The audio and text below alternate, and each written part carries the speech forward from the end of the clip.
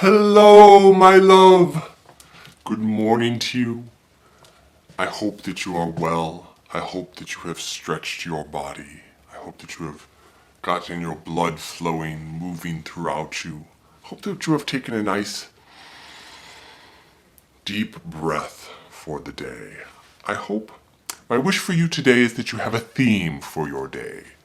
It's not necessary to have a theme, of course, but as an idea, as perhaps something to have, or something to do, or to set one's sights on, but a theme for the day of perhaps success, perhaps of relaxation, perhaps your theme will be kindness, perhaps it will be more artistic, perhaps you will have a theme of space travel.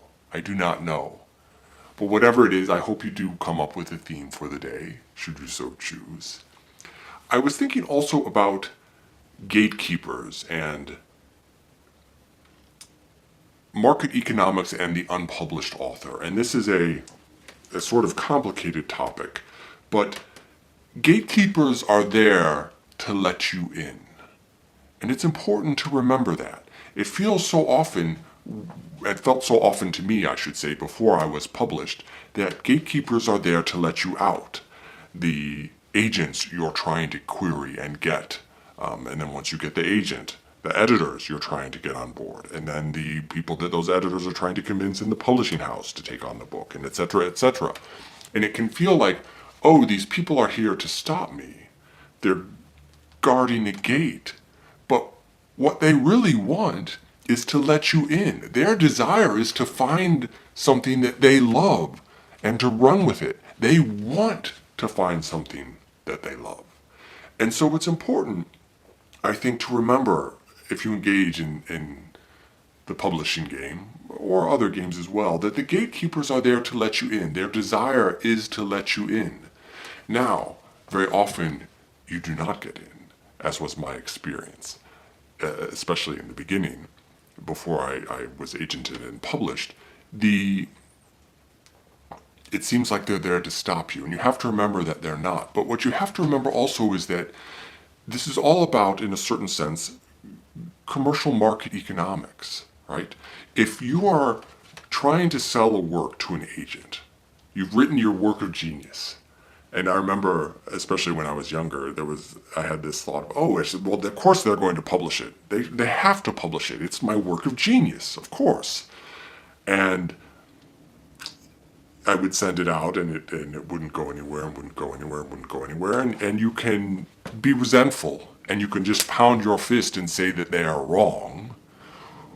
Or you could take another approach, different approaches, I should say. And part of it is to realize that perhaps the market does not want what you are selling, right?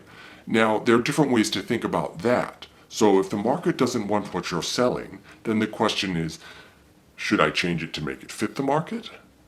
Or perhaps maybe I should look for a different market. Let's say it's not getting ready for being taken up by the commercial market. So one example of this is one book that I wrote that was for kids, but it was not a normal kid book. It had a lot of different things going on in it, and the market did not want that type of book, right? Once I eventually got it out there, it did great. But the market, when I was trying to sell it, was not interested in that kind of book because I was not meeting the demands of the market. The market did not want too complex language in the book. They did not want the type of characters I had because they're completely tropish. And it was essentially a quest story, which was nothing new or exciting or different, right? And so the market said, no, I do not want that book. Okay, that's fair. That's the way the market works. In a certain sense, the market's never wrong. I realize that that's self-fulfilling, but if you're not meeting the demands, it won't get sold. The proof is in the pudding, right? But that doesn't mean that you reject your work, or you say, oh, it's no good. Now you might trunk it and try and sell it later because the market changes, right? Or you may, if you're lucky, build somewhat of a name for yourself, which was what happened with me, and then I was able to sell that as a sort of on the coattails of my other successes, or to get someone to look at it differently, or to look past the issues that make the market not like it. But the point is, it's not an injustice if you are not getting published. It is a time to reflect and to think, okay, why is this not happening? It could just be that the work's no good, which was also part of my problem in the beginning. I was sending things out too early. I wasn't focusing on craft enough. I wasn't getting enough input from beta readers and engaging in critique groups and things like that. That could very well be the problem with that staggering work of genius, which turned out for me not to be so genius at all. Or it could be that it's not right for the market, and then you have to think about what you want to do about that. That does not mean that people would not love it, or that there are not people out there who would enjoy it. But the commercial market is not receptive to the work. So you think about it, or I think about it in terms of proving worth, right? The gatekeepers are there to let you in, but to be let in, you have to prove your worth, which means you have to show why it is good for the market that you're shooting for, or you have to show why that your craft is up to snuff, that you're good enough. So I feel this is a little bit rambly, but gatekeepers are not there to let you out. They're there to let you in. And when you don't get in, it's a time to pause and reflect, not a time to get angry or resentful or feel like you have been slighted. It's a time to think about how should I view this information, this data that is coming into me. And it could be any numerous things that are explaining, or that could explain. It's also hard to know because it's a very black box type situation where you don't know why you are getting rejected. But then again, that's where it comes into getting more feedback from other people. If you have a group of people around you whom you trust, who are telling you that the work is solid, then you can have some assurance that the work is solid, and it may just not be commercially viable at that point in time.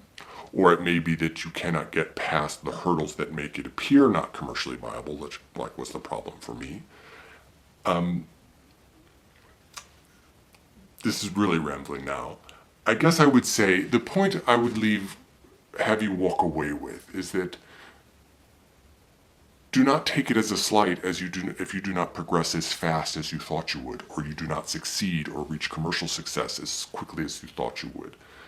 It takes time, it takes diligence, it takes not feeling slighted and taking a look at your work with open and honest eyes, and making realistic assessments about what may be going on and what should change and what shouldn't and how you want to approach it. But the gatekeepers are there to let you in. The work of genius is probably not a work of genius, or at least not yet.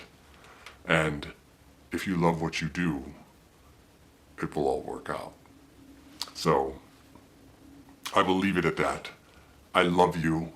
I recommend again BLACKSTARKIDS and Meander Spiral Explode by Alison, and I will bid you adieu.